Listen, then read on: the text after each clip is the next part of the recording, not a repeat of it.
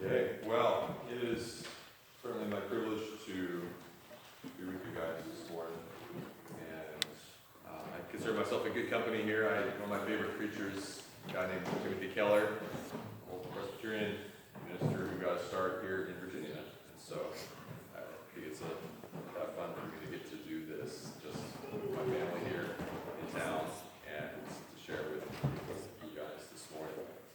But it is Pentecost Sunday, and we're just here remembering what the Lord has done, but also what the Lord continues to do in our lives, ongoing through His work.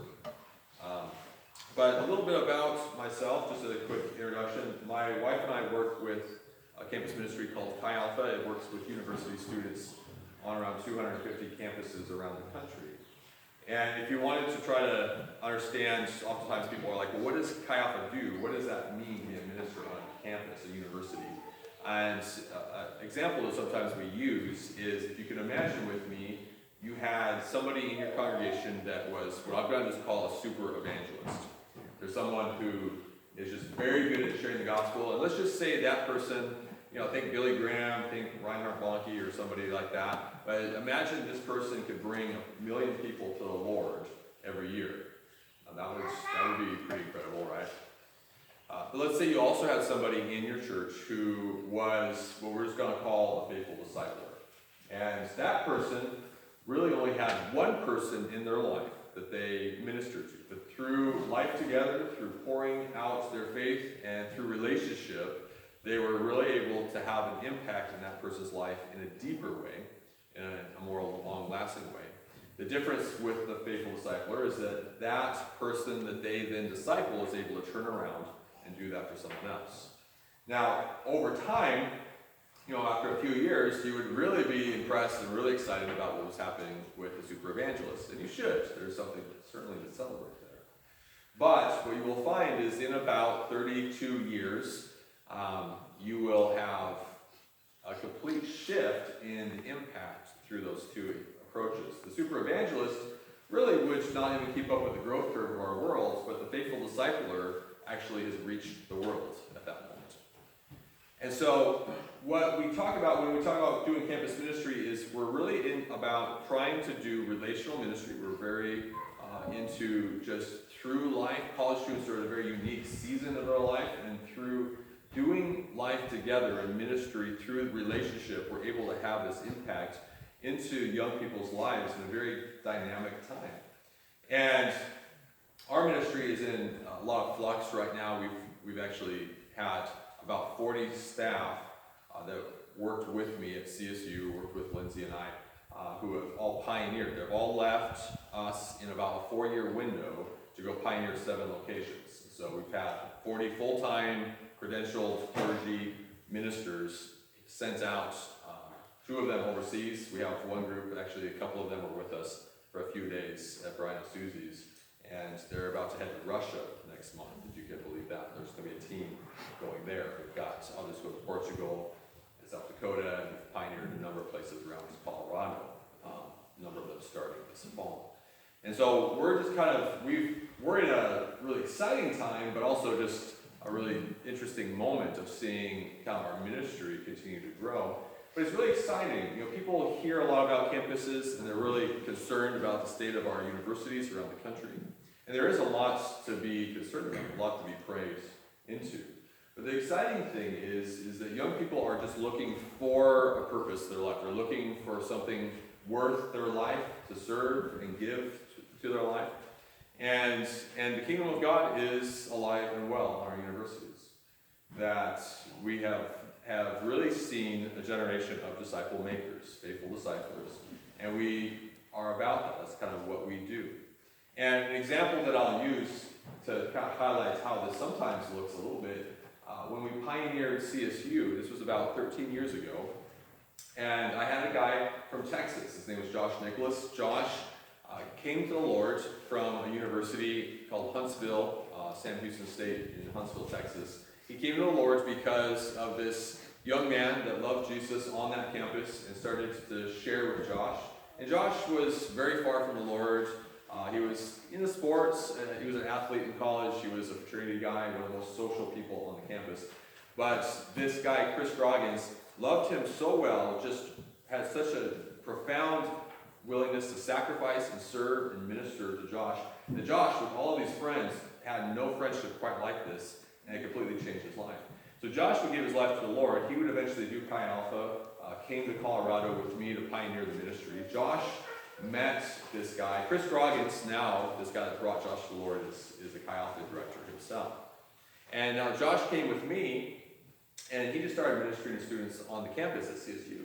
Well, he met this guy, Daniel. And Daniel was a Christian young person. He loved the Lord. He just didn't know how to live out his faith, given all the temptations and all the kind of secularism around him. And so Josh just started to minister to him and started walking with him. Like, hey, how do you live out this belief that you have and actually make it your life, not just your ideas about God? And Daniel's life was so impacted that he really took on responsibility. Josh would leave. He would actually go help us lead the Chi Alpha that we actually pioneered in Russia. And then he is now helping lead one of the fastest growing Chi Alphas in the country. But Daniel was still on our campus, and so he turned around and started just ministering to his friends. He's a student, and he just started ministering to friends around him. And one guy that he met was this guy, Matt, who was, I always say, like, you didn't really want to meet Matt late at night in a dark alley, right? Like, he was very rough. He had a lot of kind of prison tattoos. When we met him, he was doing a lot of drugs and dealing in a bunch of drugs in the dorms. And yet, Daniel, through his friendship, was able to just minister to this young man, Matt, and Matt's life was completely transformed as a result. He would give his life to the Lord, began to follow Jesus, got right with God, and had this incredible 180 story. Well, Daniel would go, and he would go help plant a church after he graduated college, and Matt was still on the campus, so he turned around and started reaching out, and he met this guy, Alex, and Alex was this guy who was first generation, kind of American. He had no church background, but he gave his life to the Lord. And through Matt's friendship, Alex had this very powerful ministry. And he would go out on campus with some of the other Chi Alpha guys, and they would just ask people on campus if they wanted prayer. And they would kind of do this on a regular basis. Alex had this very large, small group for us. And one girl that they found to pray for, this was actually in one of our, kind of after one of our services, but there was this girl who, Danny, and she had scoliosis, very severe scoliosis. It was a daily pain in her life and something that she had to kind of deal with all of her life. And they just said, hey, could we pray for you? And she said, sure. And they prayed for her, and later that next month, she had a doctor's appointment that she would regularly have, and she said, something happened, you need to check, and wouldn't you believe it, that her back was, I wouldn't say straight as an arrow, because that wouldn't be right either, but it was the way it was meant to be. And the Lord touched her. And healed her. And so Danny became a small group leader for us, and she started reaching out to students on the campus. And she's now helping a young adult ministry at a Latin church there in Colorado. And on it goes. There's a very interesting progression that we see on a regular basis with college students because they're just looking for something to live for. And they're too young to be beat down by the world and know that they can't change it. So they're too young, but they're old enough to think they can. So they think they can change the world, but they're too young to realize they can't. And so you know what happens? They change the world. I've got this young man who is working on staff with me right now. When we met him, wanted nothing to do with Jesus. He was running as hard as he could the other way, quite literally. And through one of my staff guys, his life was changed. He's now ministering to a number of guys from Indonesia. And one young man is really interesting. This one young man, he's from Timor, which is a former Indonesian kind of colony that took it on its independence. It's a very small country. And this young man is being groomed. He's from the elite of his society. He's being groomed by his family to become the president of the country someday. And yet, he is being discipled by one of my staff guys. And so he wants to become a small group leader for us. We're like, you're not quite ready for that, but getting close. And here we are. We have these world leaders. This young man, who knows what would happen, but highly possible he could become the president of this small country. And yet we're discipling the nations, because the nations are coming to us. And I have these young people, these 18, 19-year-olds who are doing ministry that oftentimes missionaries can't even dream of doing. We have Saudi Arabians who you can't hardly even get into that country, and yet we can hang out with them on a regular basis and just share our faith and talk about our ideas of God and who God is to us.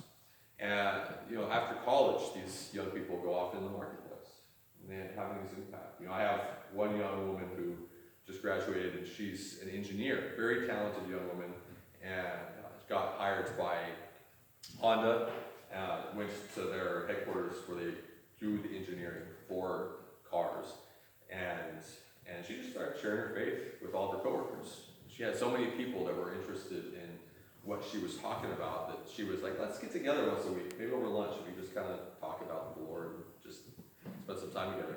And they had so many people trying to come to her get together every week that they had to start doing multiple services every week at the Honda dealership, right? The next generation of young people are deciding what they're going to be and what they're going to be about. And you don't have to be some kind of like mystical prophet to know the future. You just have to walk onto a secular university. Because it may take that generation 20, 30 years to have the power to change the world, but they're going to transform the world into their image, and their image is being transformed right now. The question is whether it's going to be transformed by the kingdom or by something else in this world. And so we work on these universities.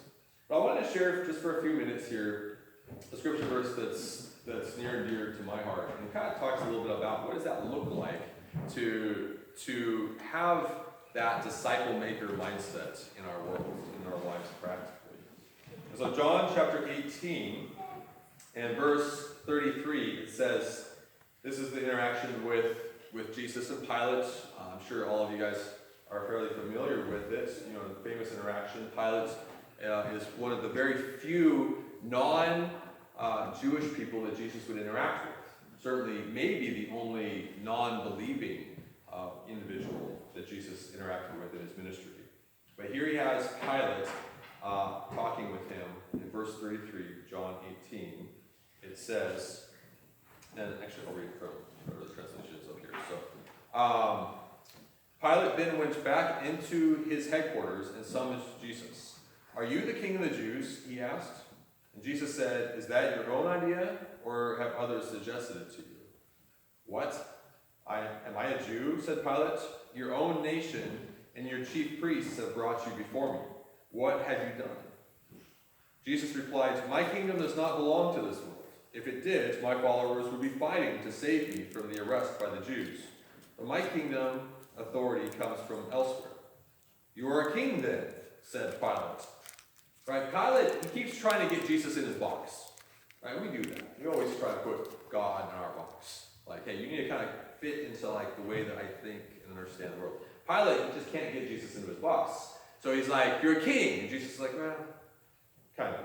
Jesus answered, "King is your word. My task is to bear witness to the truth. For this I was born, for this I came into the world. And all who are not deaf to truth listen to my voice." Pilate said, "What is truth?" And with those words went out again to the Jews. Right? He doesn't even want to know the answer. He's just frustrated. Like, truth?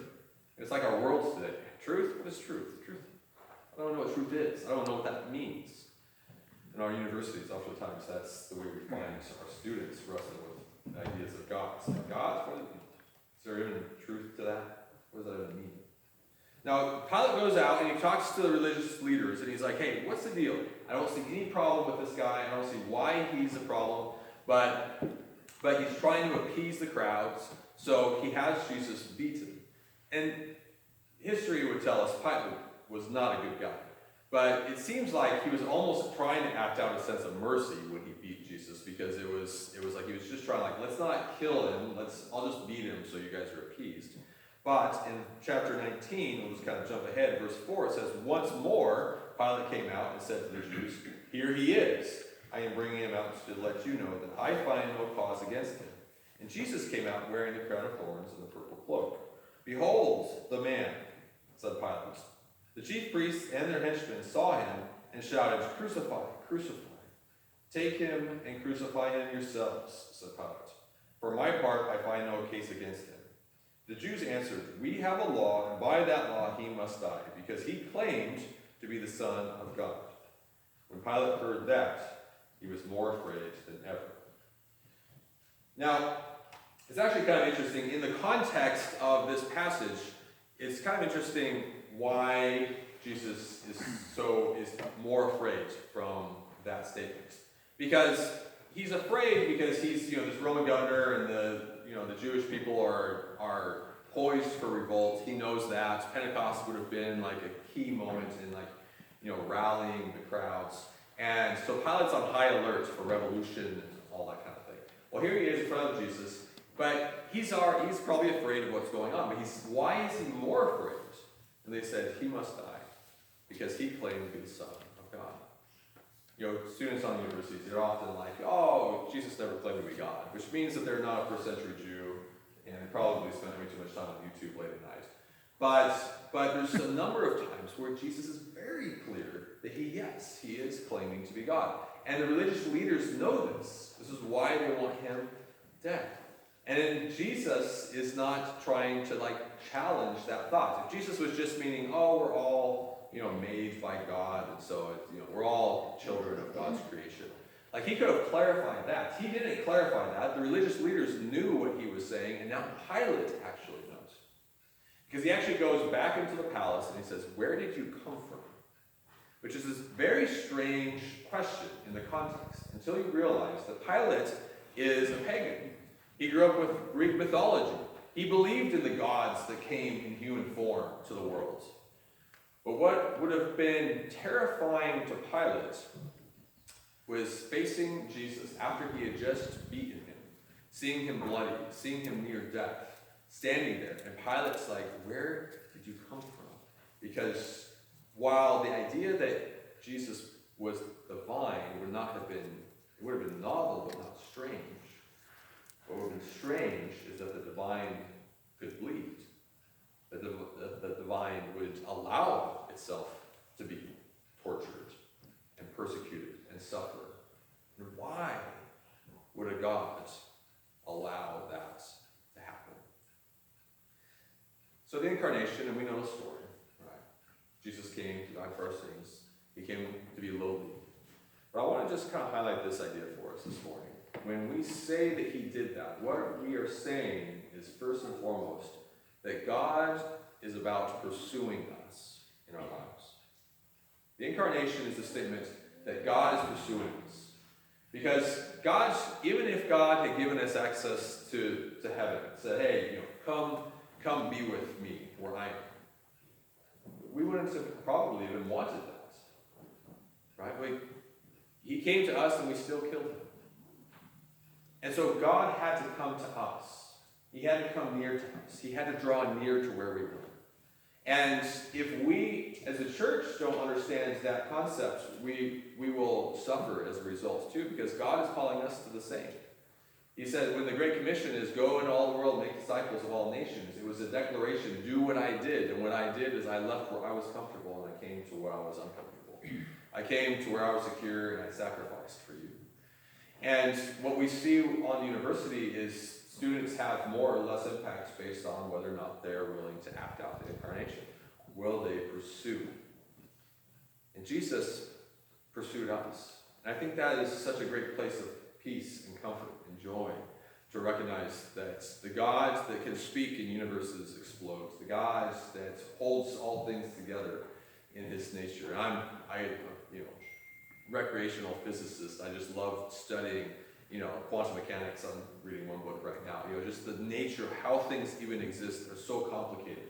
We're continuing to be in awe as we uncover more and more of the creation. And yet that's our God, and he chose to make himself simple, to make himself knowable, to make himself close.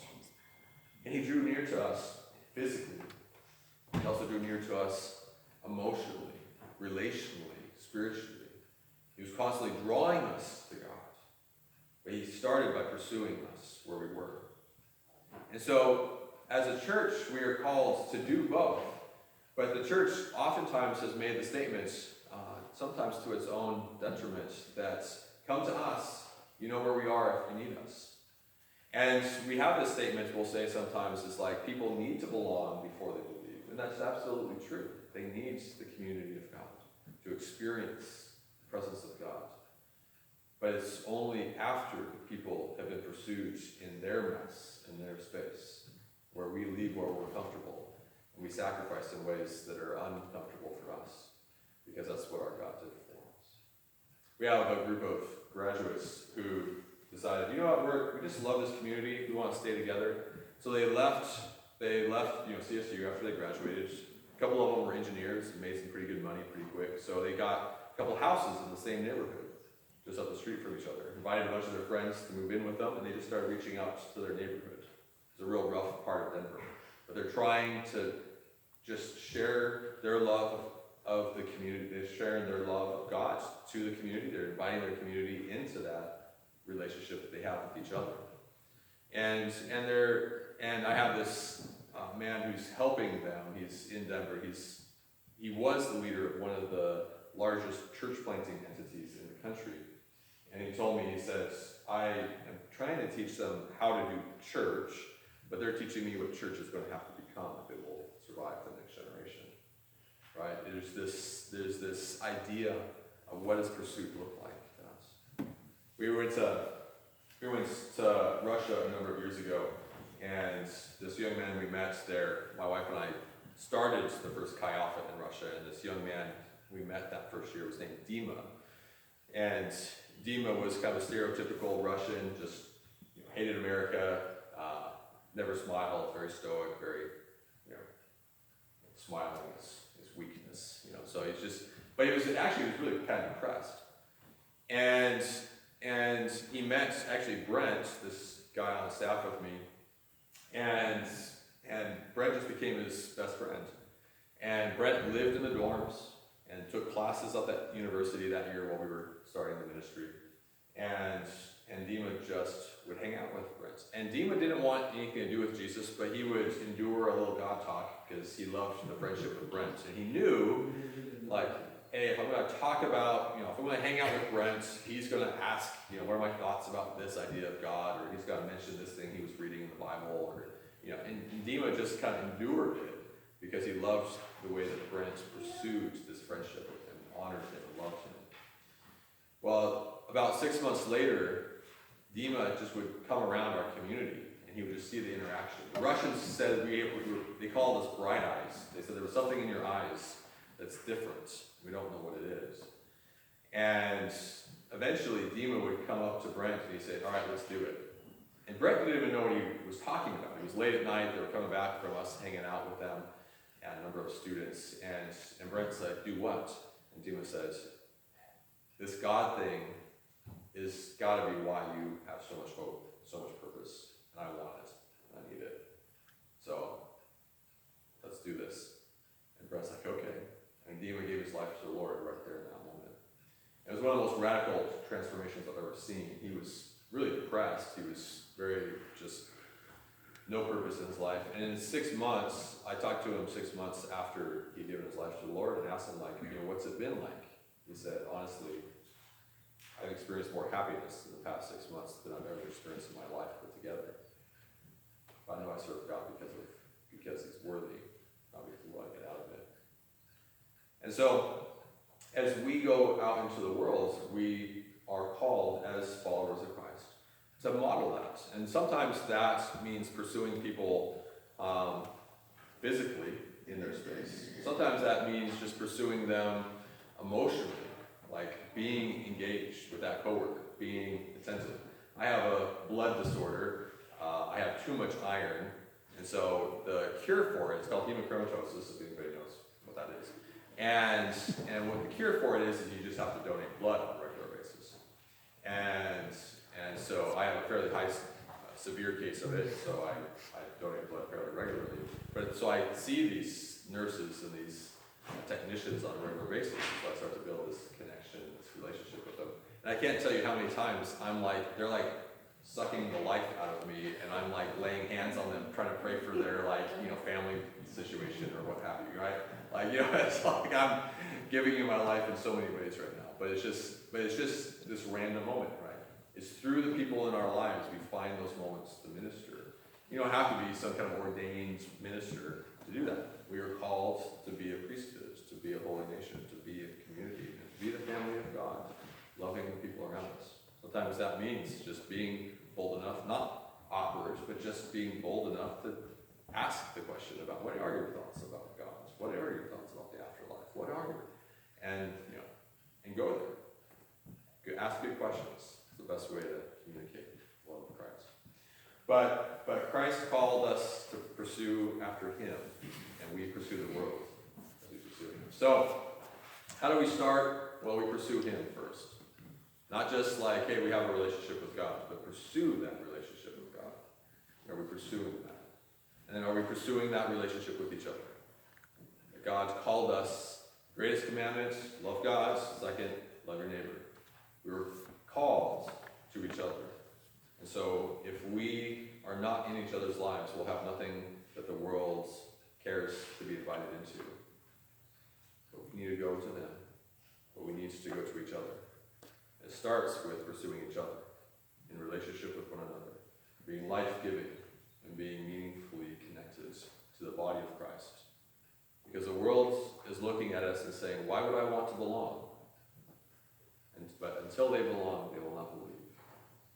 But they will not belong until we first belong to them. All right. I believe we are going to be wrapping up here a little bit this morning. But